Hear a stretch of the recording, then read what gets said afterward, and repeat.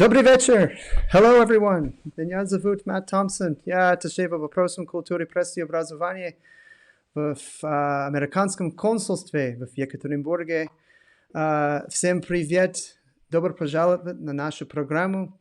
Если впервые с нами, это наша программа, где мы обсуждаем культуру. Мы говорим с американцами. И сегодня мы поговорим о еде. И я очень рад вас видеть. Hello, everyone. И я хочу добавить, что эта программа на английском. Но если вы не понимаете английский очень хорошо, не бойтесь. Через день приходите к нашей странице YouTube. И эта программа будет на русском. Хорошо. So, let's continue. I'm saying hello. I see people, Dmitry from Ijevsk is joining us this evening. Marina, Irina, so many people here. It's always nice to hear from different people all over Russia and the Ural region tuning in every Thursday, which we do. And tonight I have a real pleasure to introduce a colleague of mine. Who works for the State Department. She used to work at this consulate in Ekaterinburg, Kристина Хейден. And before I get to introducing her, I'm going to add some photos up here on the screen so you can see her. She is an outstanding officer, and she left some people here in Ekaterinburg with some great memories. She has worked, I'll make sure I get all this right, she has worked in Pakistan. She has worked in Israel. She has worked in Central African Republic. She's worked in Jamaica and Russia, obviously.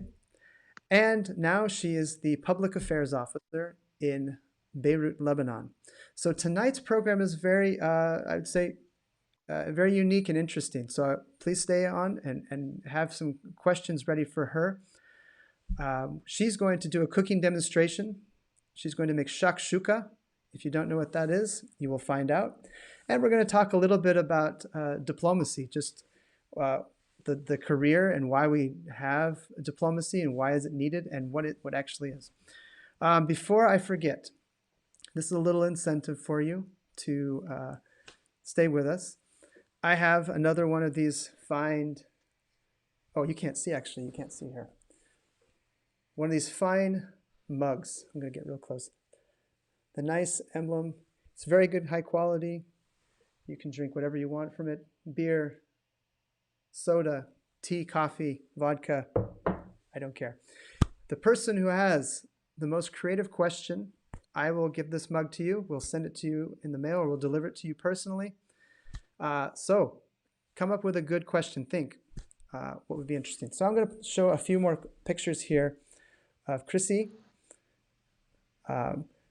And Krisi is on the line. She can't see what we can see, but we're going through all these pictures. You're on stilts and with some friends,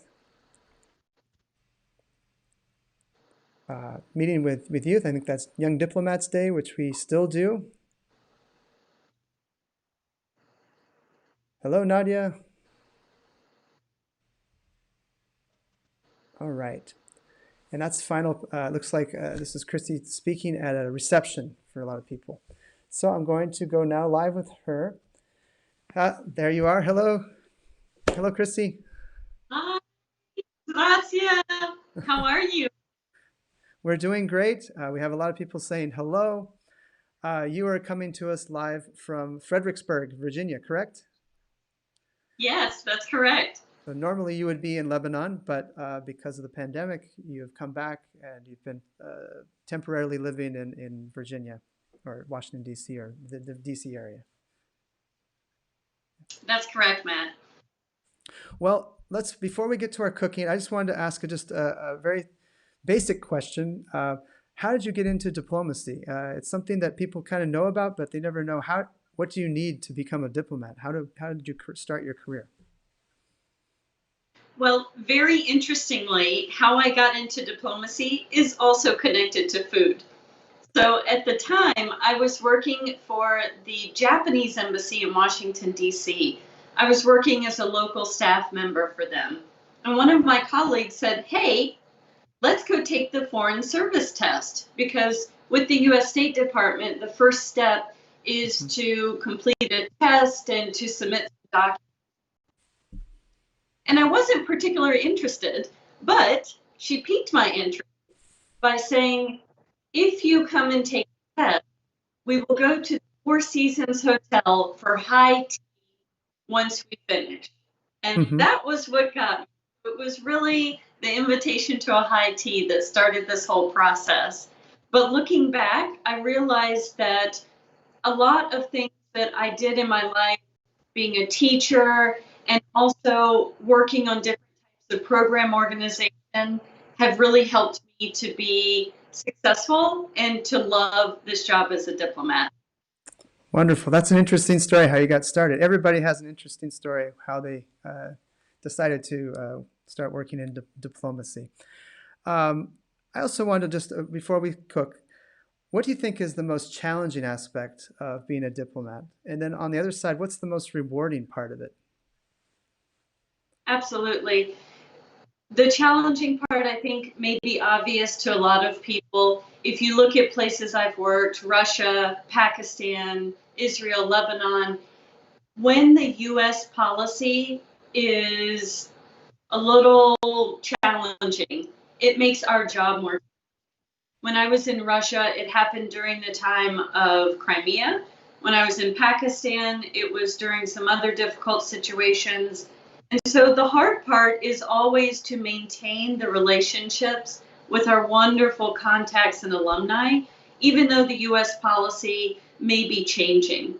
The most rewarding part is touching individual people. I have so many incredible memories from Russia.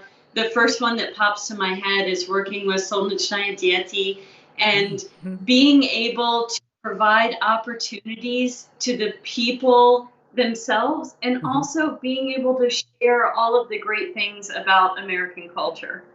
Wonderful. Yes, I know that organization. We worked with them, and that actually was my first event when I arrived here, was with them. Coincidence. So everybody in our audience, please get your questions into Krisi. Also, if you're watching, you think someone else wants to see this, share it with them so we get more people watching. It will make it more exciting, more interesting for everybody. Okay, so let's get going with the cooking demonstration. First, maybe tell us what shakshuka is and why you're deciding to show it. Sure.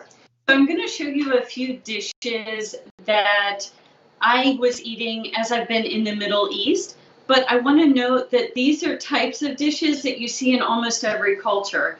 Almost every society has some form of a baked egg dish. So today I'm going to show you the Middle Eastern version. This is something that you would find at any restaurant in Israel, but I'll note that you find similar dishes in Lebanon, in Turkey, really throughout the Middle East. And if you've ever ventured to Mexico or Latin America, you will see it there in the form of a dish called huevos rancheros. So this is just the Middle Eastern version of shakshuka. Excellent.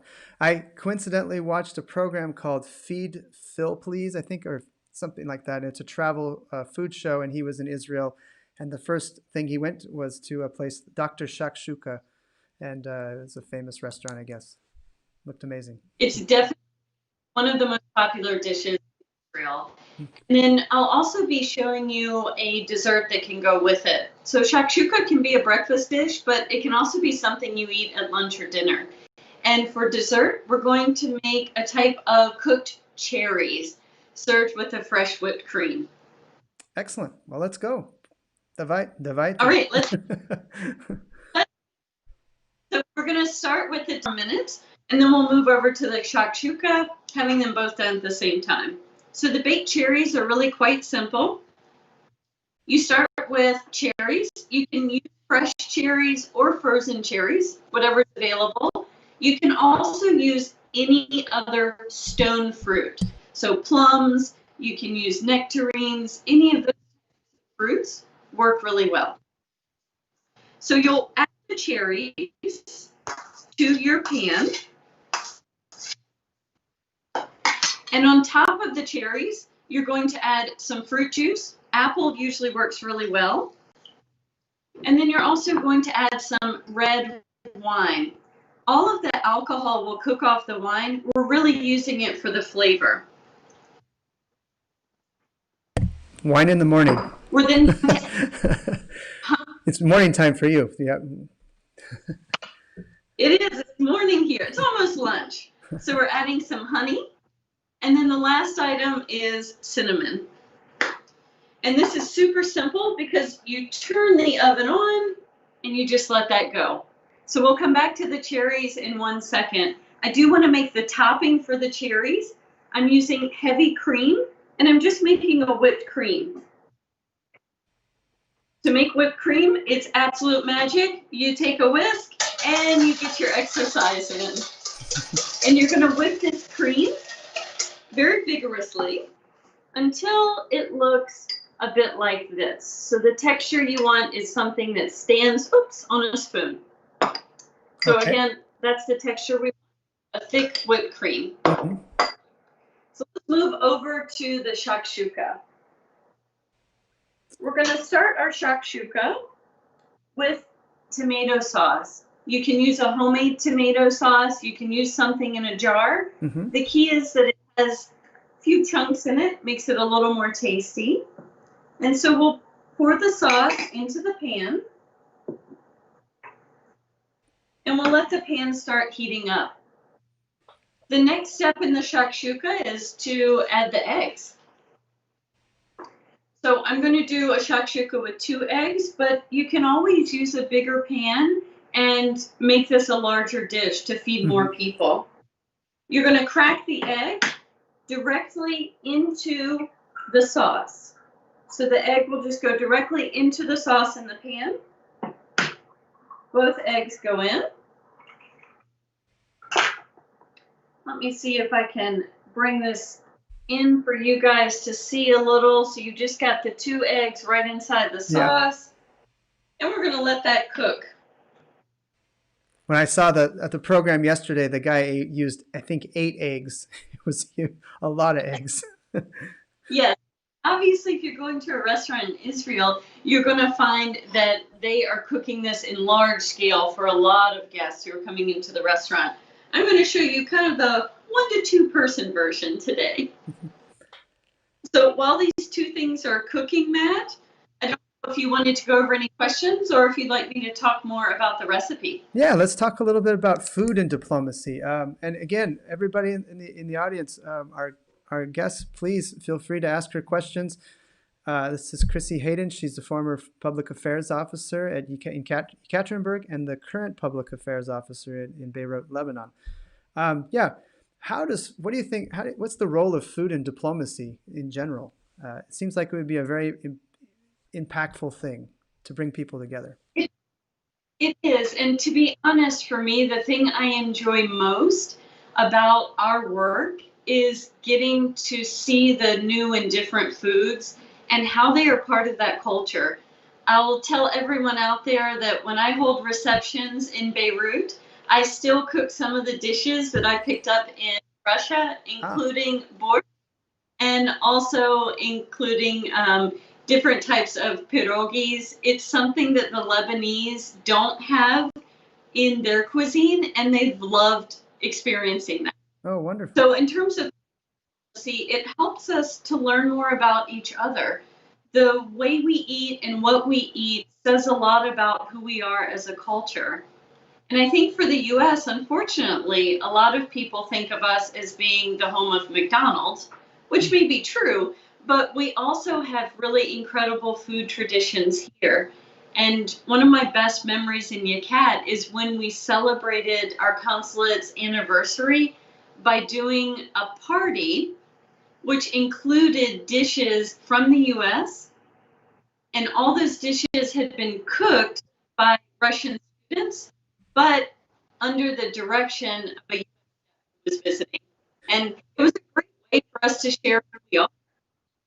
We have a question here from Tatiana. She says, hello, Christina. what is the most incredible ingredients you have found in different cuisines, and what ingredients do you still use while cooking? So thanks, Tatiana. I will say that when I was in Jamaica, there were several ingredients that I had never heard of before that were super interesting. One of those was salt cured fish, and the other was what they call cow skin, which is actually pieces of the stomach lining. Oh, and wow. they used to make a breakfast dish where it is sautéed with tomatoes, onions, and this local fruit that looks like scrambled eggs. And then I will say that the cow skin was super interesting because it has a really weird texture, and they use it in a soup, and it comes out deliciously in the soup. It's just a little scary to think about originally when you hear it. Interesting. No? Yes, it's one of the most exotic parts about probably being a diplomat is you get to try all sorts of different foods. All sorts of foods, yeah. All sorts. So we've got our eggs are starting to cook in the sauce here, and you'll see that the white part of the egg starts to actually turn white as it's cooking in the sauce. That gives you a sign that it's almost done, and your egg yolks will still be visible as a yolk when it's done. And I'll show you a picture as we get further in, but just giving you that pointer. Okay. I forgot we have another question that came earlier from Edgar, and he said, Great. What is the most unusual tradition you remember that Russians have? Unusual tradition for Russia. Wow. That's a tough one because I don't remember that many strange traditions. I do remember, you'll have to remind me which holiday it is, but you have to eat like crepes all day long and start in the morning. Maslenitsa. Yes, maslenitsa. I was not prepared to eat crepes all day long for an entire day at all of my meetings. So that definitely was surprising to me, but delicious. So it all worked out.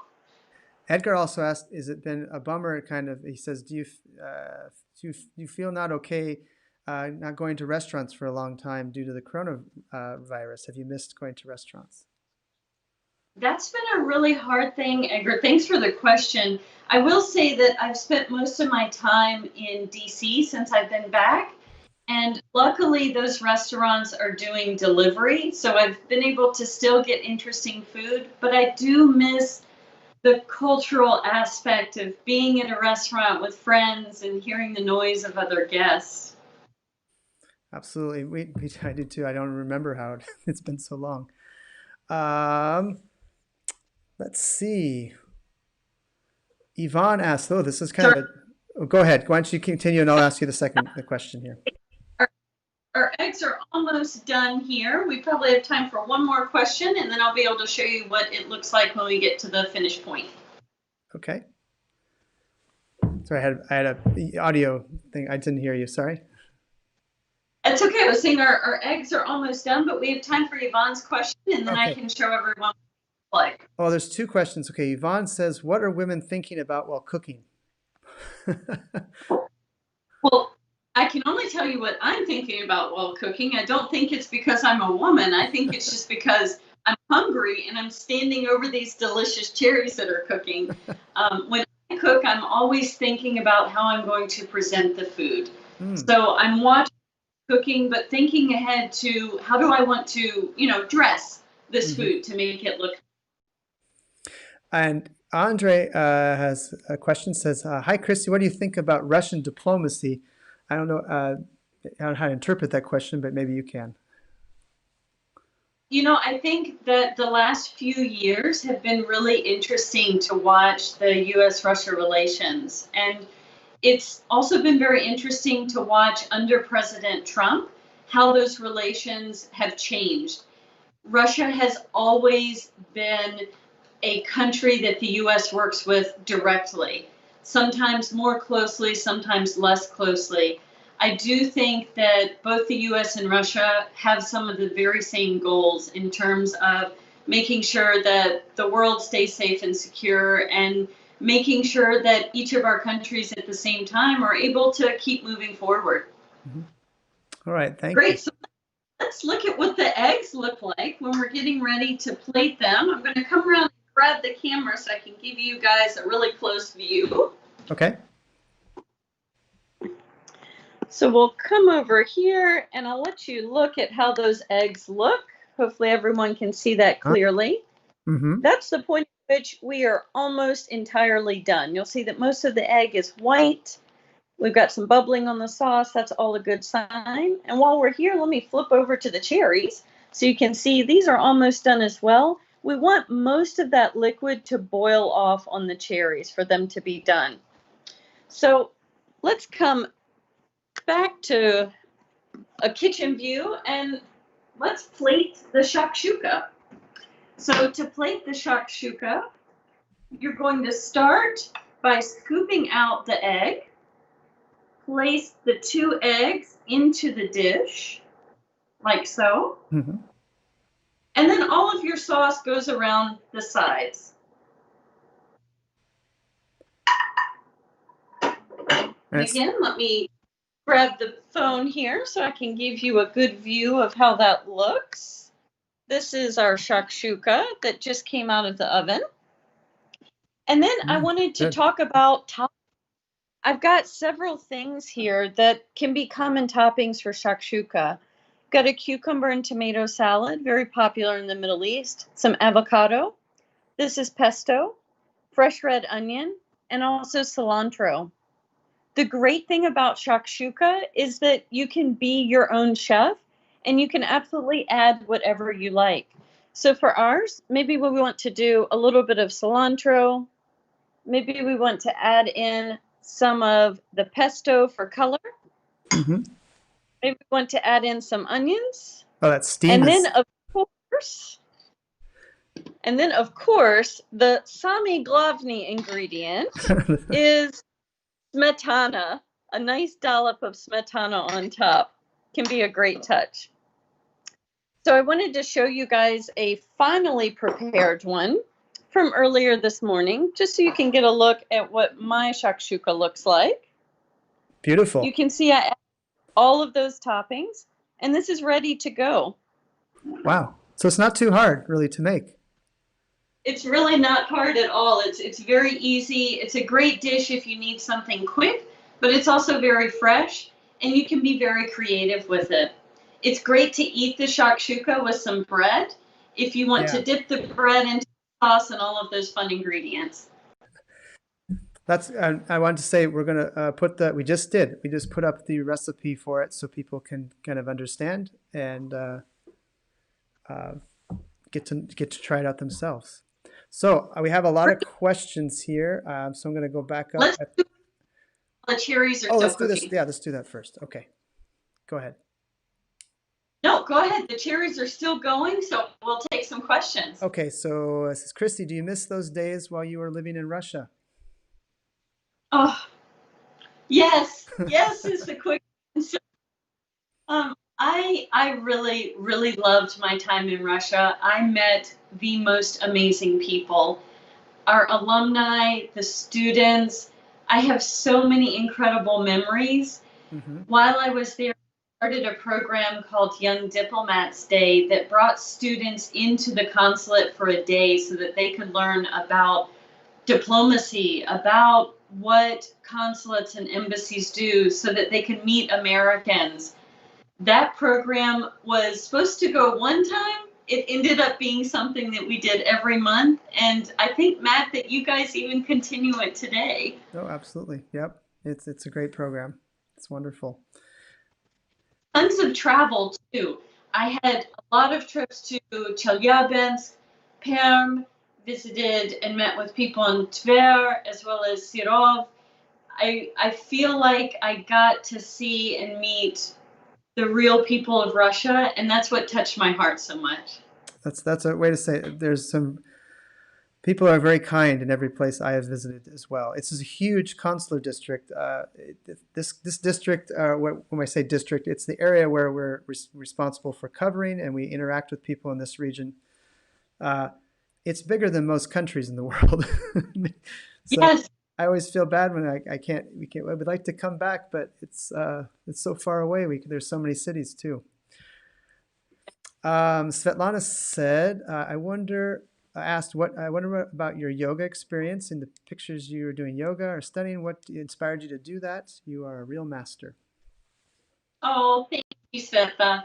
I started yoga a few years ago, and it really worked well for me. It was something that I enjoy immensely. Mm-hmm. It's good, the meditation and the calming, but it's also a real physical exercise.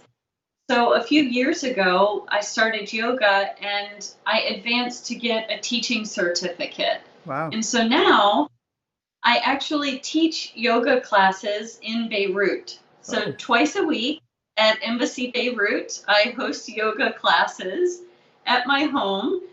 Anyone who met me while I was in Russia knows that I love having people in my home. So I host a yoga class in my house twice a week. And yoga is part of my everyday life now. That's fantastic. I think we got some more questions here. We got a lot of comments. Thank you so much. Somebody said, do you like cooking? It's hard for them to cook, but they like to eat delicious food. Well, I will say this. Cooking is really not difficult. If you saw the image of the shakshuka that we did today, it's beautiful. I promise you it's delicious. And you saw how easy it was. The trick to cooking is to know what you like and then to integrate those ingredients. Mm-hmm. I love eggs. I love toppings on the shakshuka. So that's one of my favorite dishes. It looks very easy. But taste, like, there's a lot of flexibility. So, and it makes it, there's endless possibilities. Yes. This is my hardest part as I'm talking to you, but then also reading the comments that come in. We have lots of them. Okay, we got Andre. Who will win the presidential race next year? We don't talk about that at all. We support whoever the president is. So I'll answer that question for you. What is the last? Let's see. People love English. People have wonderful. We also have the best memories of your visits at our school, Svetlana says, Drugova. And do you like running or riding a bike? Do you do any other exercise besides yoga? Yeah, of course. I love biking. I hate rushing. I hate running. And my joke is always, I will run if I'm chased by a bear, which maybe is a good tell as we're broadcasting to Russia. But love yoga. I also love playing tennis. Oh, great. So are we the cherries ready, or should I can play a video for like 2 minutes, but whatever you want to do. We can do one more question and then we'll go ahead and finish up the cherries. I think we just have a bunch of comments. People just love it. Looks happy ice cream day. I didn't know it was ice cream day. Oh, should have made something with ice cream. Oh, well. We can go ahead and finish up with the cherries. The way that you know the cherries are done is when almost all of the liquid is gone from the cherries. Okay. And so you're going to notice the cherries start to swell and plump, and you have very little liquid left in your pan. And that's your sign that you're done. And to place the cherries, very simple. We're going to scoop the cherries out of the dish along with just a little bit of the liquid that's left. Mm-hmm.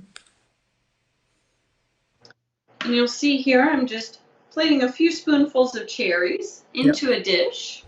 Mm-hmm. And then we will top it with this great whipped cream that we already made. I will tell you that as soon as you take the cherries off of the stove, they're very warm. The whipped cream will melt. That's sometimes a very nice touch for your guests. The whipped cream goes directly on top like this. Mm-hmm. And then you decorate just like with the shakshuka. So I'll show you a little bit of ways that you can possibly decorate. Just going to grab the phone here to show you. So here's our cherries that we just baked. Hoping everyone can see those. You see that delicious whipped cream is melting. Can we see that picture? You got it? Yep, I got it there now. Our whipped cream is melting and looks absolutely delicious. The next thing you can do is actually drizzle a little bit of honey on top, which also adds a nice touch. And then you can add a bit more cinnamon on top as well, just a dash to give it a final look. So that's what we just made. And I'll show you the kitchen from earlier today. Lovely. Sorry, bear with me. Just trying to zoom in so you can see. And that one's been topped with a little bit of mint leaf as well. Gorgeous. That's very good presentation. Okay, so there we are. Shakshuka and cherries, all in about 15 minutes. So not a hard recipe at all. So you have a good lunch waiting for you after this. Yes, yes. And Ethan said he loves the kitchen. He loves your kitchen. It's very, he says, So decorated. I'm at my mom's house today, and my mother loves roosters. So everything in her kitchen is decorated with roosters. It's very different from my kitchen. Well, it looks nice. It looks very nice. So let's, I'm going to play a short video that you did back in 2013. It was Day of a Diplomat. I remember actually watching it before I came to Ekaterinburg. I think I found it on YouTube. And it goes through your day. It's a little bit longer, so I won't play all of it. I think it's just 2 minutes of it. But it does give you, our audiences, maybe a little idea of what we do. So I'm going to play that right now. Let's see. Let's go.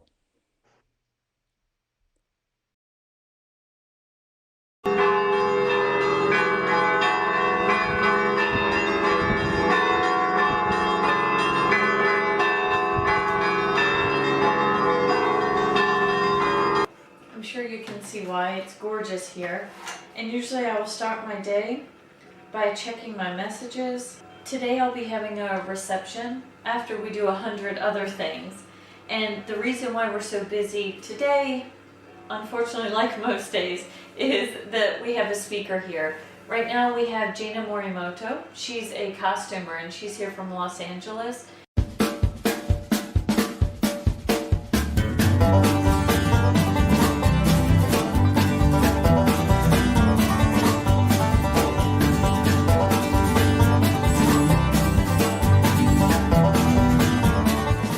Each day I may receive about 50 emails and they deal with all of our different programs. And I'm looking at things like what's on our home page. Here you can see that we have a congratulation message for the women's basketball team because we have 5 American players on the team. And then I also check our Facebook and Twitter pages, and I always comment on our various postings in Russian, since that's the majority of our audience. So we're in the end of March, and it's still snowing just as it did back in December. But this is the Ural region. This is how we work, and we always get things done. Часть моей должности – это пригласить спикера из Америки, чтобы общаться с. So that was the end, and you went on, and there was more of a program, and more and more and more. You're eating, okay? Sorry, we're back to you. Oh, I feel like I have to try this food to verify for everyone it's delicious, and trust me, it is. Good, good. We had one question here from Andre. Do you speak any other foreign languages? Yes, Andre. I learned Russian before coming to Russia. I also studied French before working in Africa, and I studied Arabic before moving to Israel and Lebanon. Oh, and on the side, I have some basic proficiency in Spanish as well as Portuguese. Awesome. Like a typical diplomat, lots and lots of languages. I had a question that I wanted to ask you tonight. A lot of people ask us, like, what is your favorite country, or where's the best place you've served? And I always feel like that country, that the questions like, what is your favorite child? Or, like not that the countries are our children, but you can't choose. So, but Yeah. what is a country that's really surprised you, where maybe you didn't expect what you got out of it? I would say I was very surprised by Russia, actually, because when I was getting ready to go to Russia, you hear so much of the history of the US-Russia relationship and the difficulties during the Cold War. And I honestly did not know what to expect from the people in Russia and how they would receive me as an American. Mm. And I will tell you that I was absolutely blown away and so just happy about the warm reception I got, and happy to realize that our relationships between individual people are so strong and so positive, and that set the tone for my whole time in Russia. We did so much during my time there because so many people wanted to work with us and wanted to work together on our common issues, on education, on culture, lots of these things that we have in common as people. That's wonderful to hear. It's been my experience as well. People are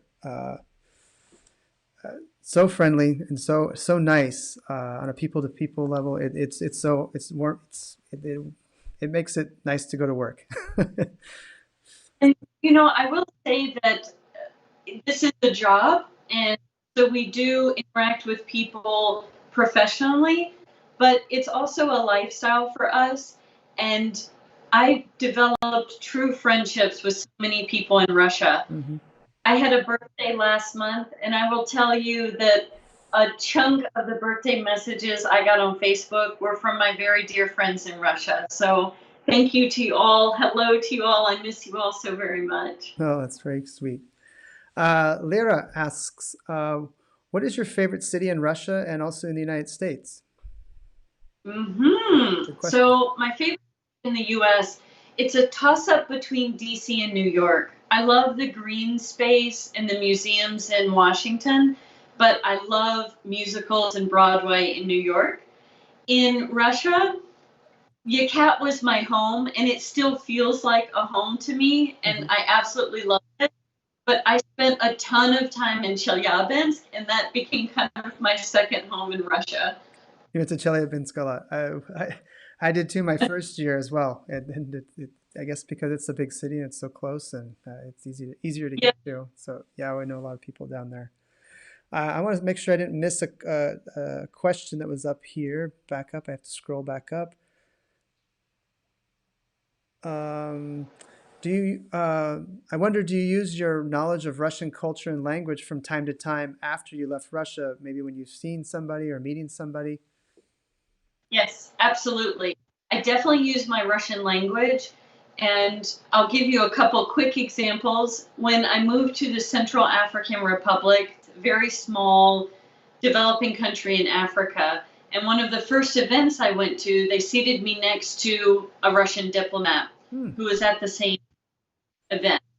And I leaned over and introduced myself in Russian, and the look on his face was absolute relief because he didn't speak very much French, and he was nervous about English, which was not very common there. And so he and I were able to have a conversation in Russian, which was great.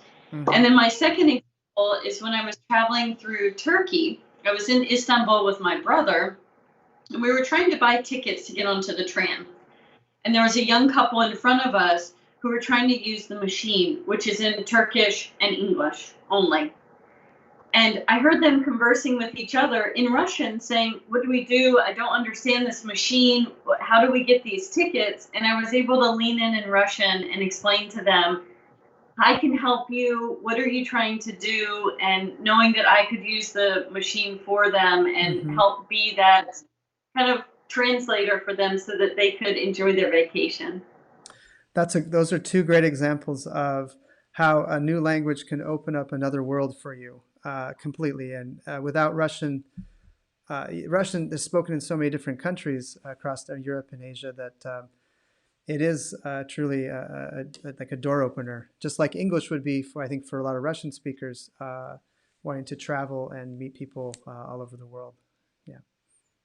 I will tell you, the one time I really shocked someone was when I was traveling in Tasmania in Australia. Oh. I was on an person tour group going down into a cave in Tasmania, and one of my 8 people on my tour group was a native Russian speaker. Oh. And I turned around at one point and said a few things to her in Russian just to say, "Isn't this beautiful?" and or something, and she looked at me as if she was just shocked. She couldn't believe that of this small group of people in Tasmania, she came across someone who spoke Russian. Oh, that's great. Yeah, you never know where it'll pop up what you'll hear or the people you'll meet. Tanyushka writes, your food looks delicious. Did you try to cook some Russian food when you came back to the US? I think you did answer that. You still make borscht and some pierogies. I do. And, it's not just borscht and pierogies. I'll also do a few other dishes that I really loved when I was in Russia. A few more soups, like uha and solyanka were 2 of my favorites that I still make. And obviously, cooking borscht a lot, not just for myself, but for my family and my friends. We got lots of comments keep rolling in and a couple questions. Constantine says, hey, Krisi, we miss you. Elena says, you look stunning. So lots of people are happy. Roman says, very interesting woman, knowledge and skills. Dimitri says, ask, what do you like more, the African sun or the Russian frost? Ooh, Dima, that's a hard question, but it has to be the sun. I got my fill of the frost in Yakat after 2 years. I know what you mean. I moved to Israel and the Middle East that I would never see snow again. But while I was in Israel, we had 4 hailstorms, which was completely bizarre. And I think it was just me bringing a little bit of my Russian past to Israel. Grandfather Frost. I guess that's lots of, let's see, what's the best Russian food for a foreigner? What would you recommend? I think he probably means like, what would you I'll try? tell you, my brother really, really likes pelmeni. And he's also a fan because he likes beets. Actually, in the southern part of the U.S., we eat a lot of beets. It's very common to eat pickled beets in the southern part of the U.S. And so for people from this region, borscht is actually a very delicious and a normal flavor for them as a soup. And the pelmeni, I think, is very similar to dishes we've seen from other countries that have either pastas or other types of dumplings. Pelmeni is very popular here. Ambassador Sullivan, when he came for his visit right before the pandemic started, that's where we took him for lunch, and he was very, very pleased with that and enjoyed the different pelmeni at the Pelmeni Club, which is not far from the consulate. And we have Roman on here from Perm. He says hello. Alex says the house is beautiful. They like the house. That's wonderful. You can give your family compliments.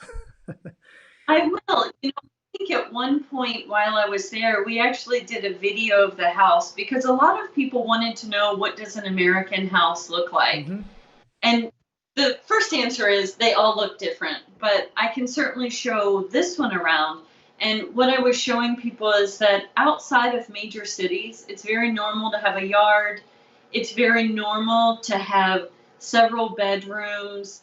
And it's also very normal to have, space between yourself and your neighbors. That's what it's when you get outside of major cities in the U.S. And it's very different from Washington, D.C. or New York and some of the cities that people see in movies. Mm-hmm. That's funny you mentioned that we've talked. What are some of the differences between the U.S. and Russia? I always like to say we have more things in common than you think, than the differences. But if you were going to talk about the aesthetics or how things look, housing is a difference where more people are in apartments in Russia, and people in the U.S. are more in townhouses or homes, Yeah. separate homes, and that's just a style, and there's pluses and minuses to both. Yeah. Andre asked if you've been to Chelyabinsk. Yes, you went there many times, right? Yes. Yep. And Misha says hello. So this isn't our final question, but I want to know how much you love this job. You've been how many years in the Foreign Service? And if I look at, you've just served overseas, but have you worked in Washington, D.C. as well? I have not worked in Washington. I've only worked, and I've been doing this job now for about 11 and a half years. I can't imagine any other job. This is the dream job for me. I've loved traveling. I've loved meeting new people. And I think being a diplomat and being able to live in a place lets you make real connections with people that you don't get from just traveling for vacation. So that's been a real special job for me. Absolutely, because you're there for 2 or 3 years, you get to develop those relationships. Is it hard when you have to leave, though? Have you developed it's heartbreaking. It's heartbreaking. And, my memories of leaving Russia, one of the last things we did was go on a hiking trip with a group of our alumni. And my mom was visiting at the time. And so being around all of these close contacts of our office, having my mom there, being outdoors, it was just amazing in a perfect way to try to say goodbye to Russia. Though, as I pointed out, I keep in touch with tons of people from Russia still, and I will continue to keep in touch with tons of people still. Oh, that's wonderful. Lots of comments. Super, Christy, and good to have such a kind, interesting person from Edgar. Thank you for so many comments. I'm speaking to our audience now. Thank you so much. You've been very active tonight, and it's going to be hard for me to find the most creative question because there were a couple really good ones in there. So I'll wait. If you have any more questions, please keep them coming in. I want to just remind everybody of we will do another live broadcast next Thursday at 8 p.m. Our guest is to be determined, TBD. That's something you can learn, a new term in English. We had somebody, but they might not be able to do it now. So if they cancel, you might be stuck with me playing guitar or piano right in the back right here. Joking. You don't want to hear that.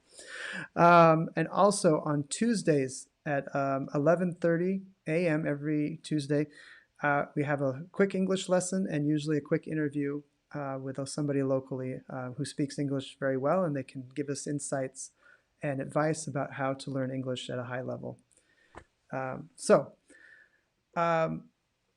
One last question.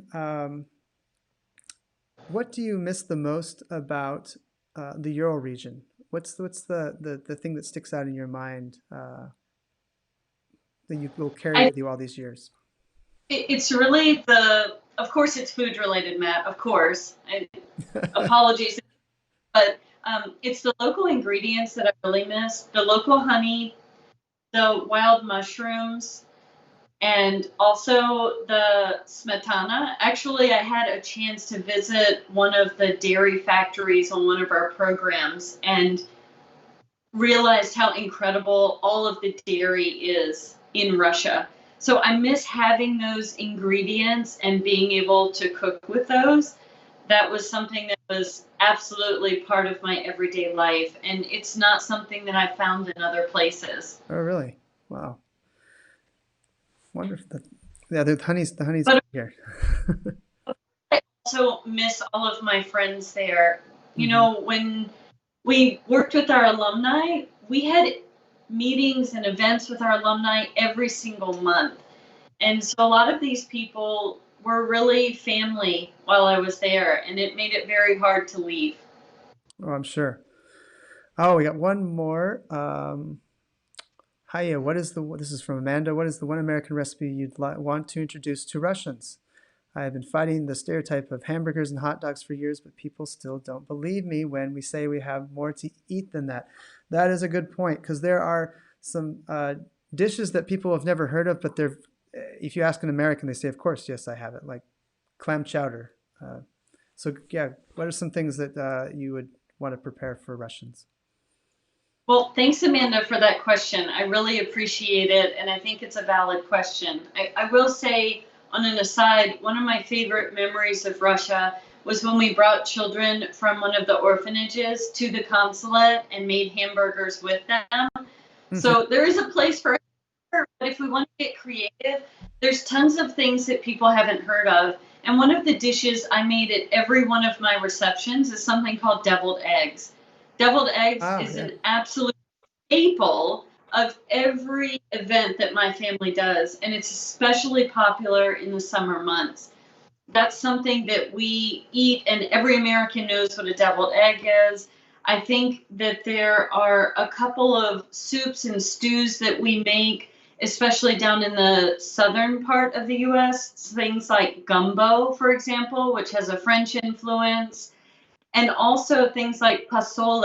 It's a corn-based soup that's very popular in the West that comes out of the Mexican traditions there. So that's just two examples, but there are tons. Amanda, I vouch for you. There is so much in the American cuisine that we can share with people. And I hope you'll try cooking some dishes and sharing it with your Russian friends so they'll believe you. Well, I want to, yeah, I totally agree with you. I want to say maybe our audience thinks shakshuka, it's from the Middle East, but why are you demonstrating that? And I thought in the U.S., American cuisine can cover many, many different dishes. And so there's lots of Arab Americans and there's a lot of Jewish Americans who would probably make this on a regular basis in the United States. So it would qualify as American in some way.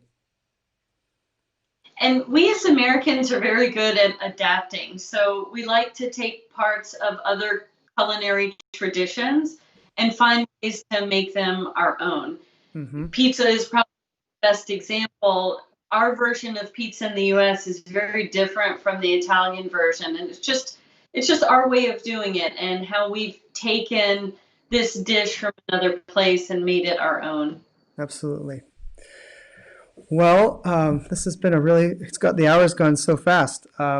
It's been really a lot of fun to speak with you, and it's been great to talk with you now. And after hearing so many stories and so many nice comments about your work, it was, 10 years ago.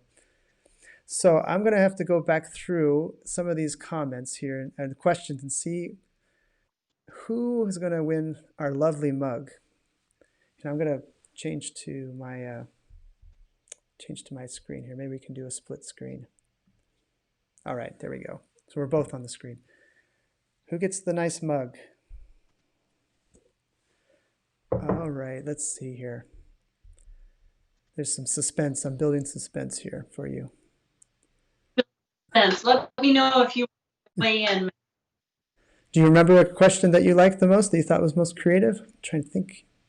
The one I liked the most was asking about the bizarre or unique ingredient that I encountered. Where was that? Who asked that question? It was the beginning. What is the most incredible ingredients you have found in different cuisines? That's Tatiana. I agree with that. That's the one I wanted to. All right. So Tatiana, if you're still here with us, I hope you are. I hope you stayed. Please send us a direct message to, I think you're on Vkontakte or Facebook. Send us a direct message and we'll check it. We'll write back to you. Send us your mailing address and we will send you this lovely mug. All right. Ta-da! Okay. So thank you once again. Огромное спасибо.